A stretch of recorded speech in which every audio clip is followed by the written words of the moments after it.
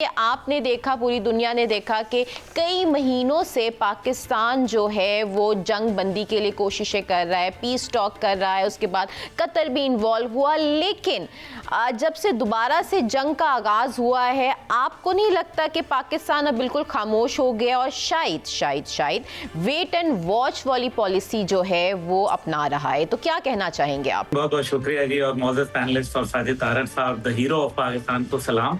देखें, जहाँ तक ताल्लुक है मौजूदा सूरत हाल का, पाकिस्तान बिल्कुल वेट एंड वॉच पे नहीं है। पाकिस्तान बिल्कुल एक्टिव है and I know backdoor channels are very much open और वी आर वेरी ऑप्टिमिस्टिक अल्हम्दुलिल्लाह। मैं ये समझता हूँ कि इस जंग को पहले भी पाकिस्तान ने रुकवाया और अब भी इंशाअल्लाह ताला पाकिस्तान का मरकजी किरदार है। ये अलग बात है कि पाकिस्तान के साथ जो मुआवनीन थे, जो ममालिक हमें सपोर्ट कर रहे थे, अब जाहिर है कतर समेत उनको बहुत सारे तहफ़्फ़ुज़ात हैं। नेचुरली उनके साथ ज़रा कुछ मेरे ख्याल में इतना अच्छा नहीं हुआ। तो ज़ाती तौर पे मैं समझता हूँ कि कभी कभी आपको तरह दे देनी चाहिए, कभी कभी आपको लेवरेज देना चाहिए उन ममालिक का जो आपके लिए सपोर्टिव रोल में हो, खास तौर पे जब आप इंटरनेशनल तन्हाई का शिकार हों, लोग आपसे दूर भाग रहे हों और आपकी वजह से उनकी रोजमर्रा की जिंदगी, कारोबार मुतासिर हो रहा हो।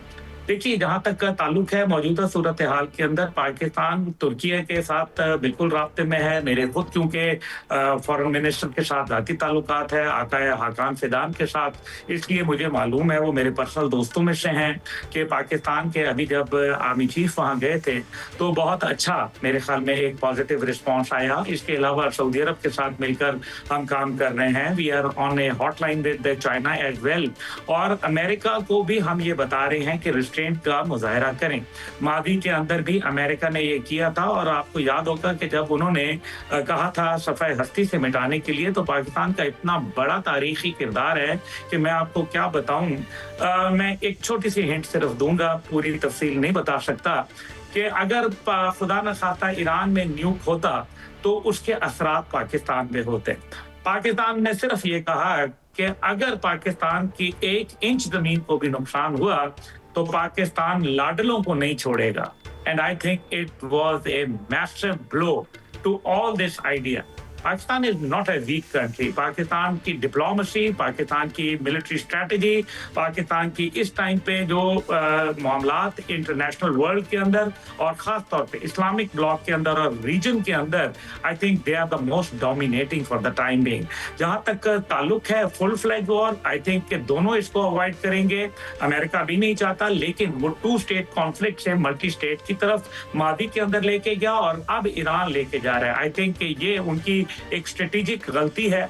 उनको इससे जो है वो अपने आप को किनारा करना चाहिए। पाकिस्तान के लोग मजबूर हैं, तकलीफ में हैं, दुनिया के कारोबार मुतासिर हो रहे हैं, पाकिस्तान के अंदर कारोबार मुतासिर हो रहे हैं। आई थिंक कि it is high time that America should also understand कि इस टाइम पे सक्सेस दुनिया की जो अमन है उसको जीतने के लिए है।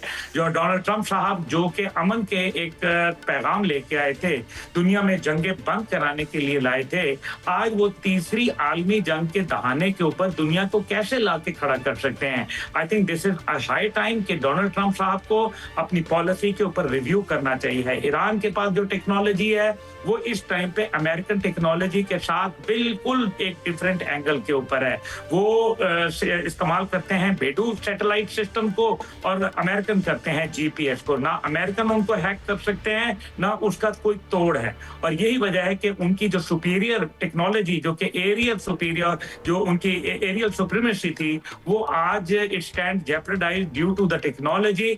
और जो इस टाइम पे F-35 से लेके A-10 थंडरबोल्ट और उनके ब्लैक हॉक्स और KC-135 और दीगर रिफ्यूलर्स आज वो इसीलिए शिकार बन रहे हैं F-15 समेत। जी अब्दुल्ला साहब, देखिए वी टोटली अग्री यहाँ पर और definitely we all are looking for ceasefire now. लेकिन बट साहब, आप मुझे बताएं, अमेरिका से बात, हम थोड़ा सा आगे अमेरिका के अंदर ही चलते हैं और बात करते हैं कि कुछ ऑर्गेनाइजेशन, इंटरनेशनल ऑर्गेनाइजेशन की रिपोर्ट्स ने पूरे अमेरिका में धूम मचाई हुई है। तो आपकी नज़र से कोई ऐसी रिपोर्ट गई है?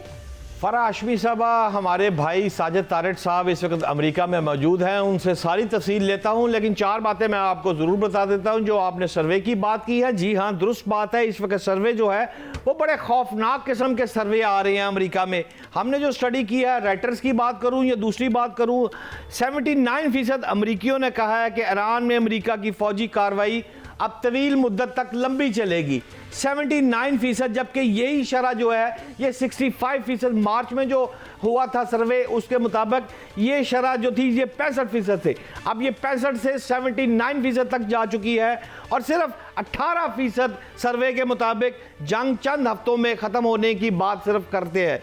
इसी तरह सर्वे में 60% अमरीकी शहरियों ने खदशा जाहिर किया है कि जंग के बाइस आइंदा साल पेट्रोल की कीमतें बहुत बढ़ जाएंगी और सर्वे के मुताबिक 37% अमरीकी शहरियों ने ईरान के खिलाफ अमरीकी फौजी हमलों की हमायत की है। जिन्होंने हमायत की है उनका फिगर सिर्फ 37 आ रहा है, जबकि 57% अमरीकी शहरी समझते हैं कि इस जंग का फैसला गलत था और ज़्यादातर वोटर फौजियों की हलाकतों को कबूल करने के लिए तैयार नहीं है। साजिद तारड़ भाई, ये तो सर्वे हमारे सामने पड़ा हुआ है जो राइटर और दीगर कर रहे हैं। आप तो अवाम के अंदर बैठे हुए हैं, अमेरिका में मौजूद है। आप अवाम की दिल की बात हमें बताएं कि वहाँ के अवाम क्या समझ रहे हैं और वो क्या देख रहे हैं कि अमेरिका के साथ तेजी से जो मकबूलियत ट्रंप साहब की गिर रही है या नहीं गिर रही। एम आई राइट और रॉन्ग तारड़ भाई? भट्ट साहब, थैंक यू सो मच। मेरे लिए ऑनर और प्रिविलेज कि मैं अब्दुल्ला गुल साहब के साथ पैनल में हूँ। He is my hero, he is my, मैं बल्कि बड़ा गौर से सुनता हूँ उनको। Thank you so much for his time.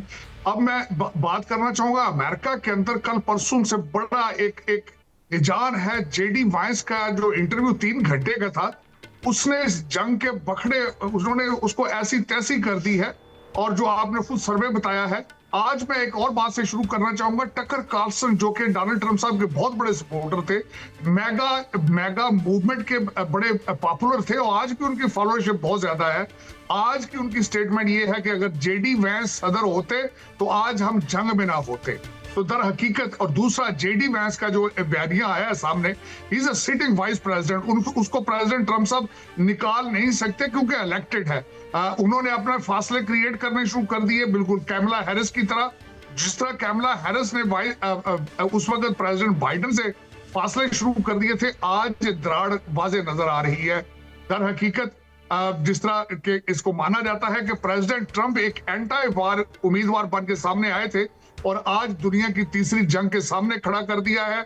आज की वॉशिंगटन डीसी के अंदर जो जरीदे सारे कह रहे हैं कि 2 फौजी जो जॉर्डन में मारे गए थे, उसके बारे में उसका बदला लिया जाएगा। आज 8वीं रात है मुसलसल हमलों की। आज हमारे जो सेक्रेटरी वार है पीट हेग्सेथ, उन्होंने कहा है कि जो 2 फौजियों ने कुर्बानी दी है वो रायगा नहीं जाएगी और हम इस पे बदला लेंगे। तो दर हकीकत इसमें अगर देखा जाए, और जिस तरह आपने खुद फरमाया है, सर्वे इस वीकेंड का था कि अमेरिकन परेशान है कि कहीं हमारा ये दूसरा वियतनाम तो नहीं है। हम दोबारा जिस तरह अफगानिस्तान से निकले थे, क्या उन हालात में तो वापस नहीं जा रहे।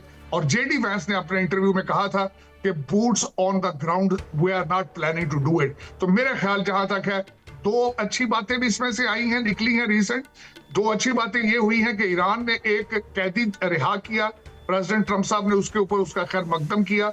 दूसरा, यूनाइटेड नेशंस के अंदर गए और उन्होंने कहा कि जंग बंदी की तरफ जाया जाए।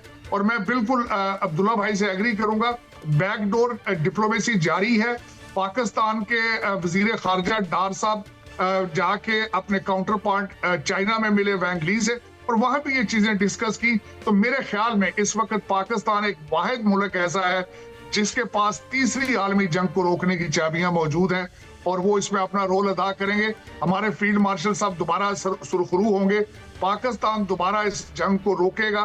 कतर को ट्राई कर लिया उन्होंने, कतर ने पैसों का लालच दिया, कई चीजें वैसी की और फिर ईरान ने देखे पलट के फिर अपने उन्हीं के शिप के ऊपर हमला किया। तो मेरे ख्याल में दुनिया ने मुसलसल कई चीजें ट्राई कर ली हैं, लेकिन पाकिस्तान जो कि बैटल टेस्टेड है, टेररिज्म टेस्टेड है, मेरा जहां तक जाती ख्याल है कि पाकिस्तान की सफारतकारी ही कामयाब होगी और दुनिया की आलमी जंग, तीसरी आलमी जंग, हमारे फील्ड मार्शल साहब और हमारे प्राइम मिनिस्टर ही रोक पाएंगे इंशाल्लाह।